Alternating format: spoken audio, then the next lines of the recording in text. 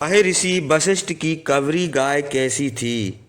वह कवरी गाय महर्षि वशिष्ठ का क्या काम करती थी और उस कवरी गाय में क्या खूबियाँ थीं। तो आइए जानते हैं महर्षि वशिष्ठ की कवरी सबला गाय की पूरी कहानी। तो वीडियो को अंत तक पूरा जरूर देखिए। एक बार महातेजस्वी विश्वामित्र एक अछौनी सेना लेकर पृथ्वी पर्यटन करने लगे। हे रामचंद्र, अनेक देशों में, नगरों में, नदियों के किनारे और पर्वतों पर घूमकर महर्षि वशिष्ठ के आश्रम पर गए। वहाँ आश्रम अनेक प्रकार के वृक्ष, फूले और लताओं से शोभित था। वहाँ असंख्य मृग घूमते थे। वह आश्रम सिद्ध, चारण, देवता, दानव, किन्नर और गंधर्वों से शोभित था। महाबली विश्वामित्र ने महर्षि वशिष्ठ को देखकर नम्रता के साथ उनको प्रणाम किया। महर्षि वशिष्ठ ने उनसे कुशल पूछकर बैठने के लिए आसन दिया और फल मूल देकर उनका अतिथि सत्कार किया। राजा विश्वामित्र ने वशिष्ठ के अग्निहोत्र, तपस्या, शिष्य और आश्रम के वृक्षों की कुशल पूछी।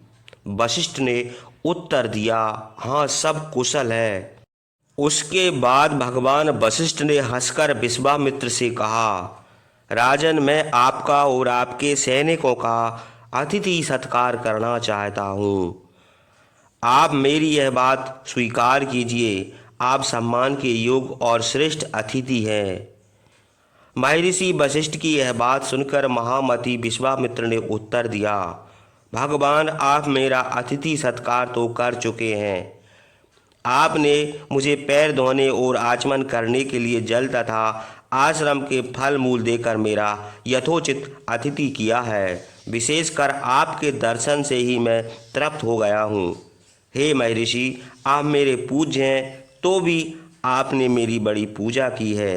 अब मैं जाता हूँ और आपसे प्रार्थना करता हूँ कि इस प्रकार सदा मुझ पर दया रखिए। आपको प्रणाम है। इस प्रकार नम्रता के साथ राजा विश्वामित्र के कहने पर भी महर्षि वशिष्ठ ने बार बार उनसे आतिथ्य ग्रहण करने का अनुरोध किया। तब विश्वामित्र ने, जो आपकी इच्छा है वह कीजिए, कहकर उनकी बात स्वीकार कर ली।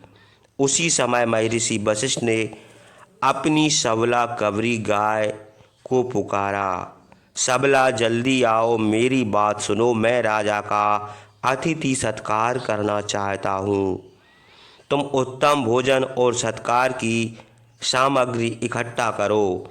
जिसकी जैसी रुचि हो उसे वैसा ही स्वादिष्ट भोजन देकर संतुष्ट करो।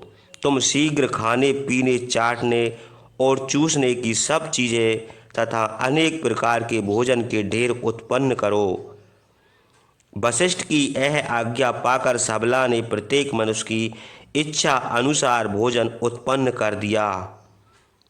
उसने ईख, मधु, खीर, मरैया, बढ़िया शराब, पीने के बहुमूल्य वस्तुएं, पहाड़ के समान ऊंचे गर्म भात के ढेर, खीर, दाल, दही तथा अनेक प्रकार के स्वादिष्ट भोजन चांदी के बर्तनों में भरे हुए उत्पन्न कर दिए। महर्षि वशिष्ठ के प्रभाव से विश्वामित्र के सब सैनिक इच्छा अनुसार भोजन पाकर बड़े प्रसन्न हुए। राजा विश्वामित्र भी ब्राह्मण, पुरोहित, मंत्री और अपनी रानी समेत महर्षि के अतिथि से बहुत संतुष्ट हुए। इस प्रकार सम्मानित होकर उन्होंने वशिष्ठ से कहा, हे ब्राह्मण, यद्यपि आप मेरे पूज्य हैं तो भी आपने मेरा बड़ा सम्मान किया है। अब मैं आपसे एक प्रार्थना करता हूँ, उसे सुनिए। मैं आपको 1,00,000 गाय दूंगा। आप उनके बदले में अपनी है सबला कवरी गाय मुझे दे दीजिए। यह गाय श्रेष्ठ रतन है। राजा को ही रतन के भोग करने का अधिकार है।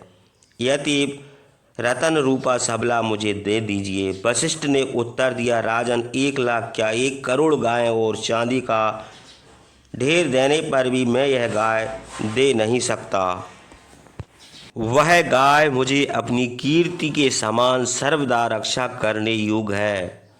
इसी के द्वारा देवताओं के लिए हव्य, पितरों के लिए कब्ब और मेरे जीवन का निर्वाह होता है। अग्निहोत्र, होम, बलिदान, स्वाहा और वस्त्रकार से पूर्ण होने वाले अनेक प्रकार के यज्ञ इसी के अधीन है। राजन, आप सत्य मानिए, यह गाय मेरा सर्वस्व है। यह सब प्रकार से मुझे संतुष्ट करती है। इन्हीं सब कारणों से मैं इसे आपको नहीं दे सकता।